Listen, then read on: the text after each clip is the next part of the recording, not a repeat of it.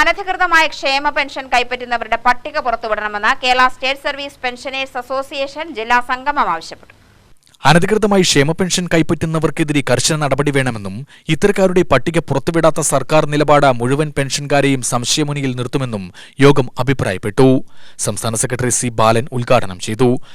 നമ്മുടെ പ്രസ്ഥാനത്തിന്റെ നമ്മുടെ സംഘടനയുടെ കരുത്ത് തെളിയിക്കുന്ന സമ്മേളനങ്ങളായിരുന്നു പാലക്കാട് ജില്ലയിൽ നടന്ന യൂണിറ്റ് നിയോജകമണ്ഡല സമ്മേളനങ്ങൾ എന്ന് പറയുന്നത്. എനിക്ക് അതീവ അഭിമാനമുണ്ട്, ചാരിതാർത്ഥ്യമുണ്ട്.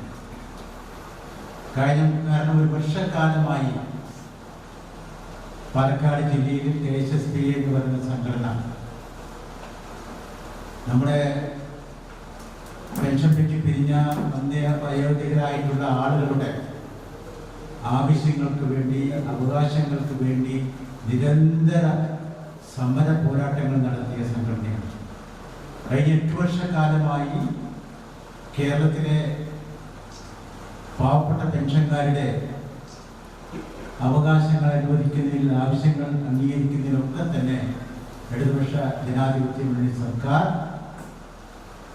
നിഷേധാത്മകമായ നിലപാട് സ്വീകരിച്ച ഒരു സാഹചര്യമാണ് ഉണ്ടായത്. ജില്ലാ പ്രസിഡന്റ് കെ ബാലകൃഷ്ണൻ അധ്യക്ഷനായി.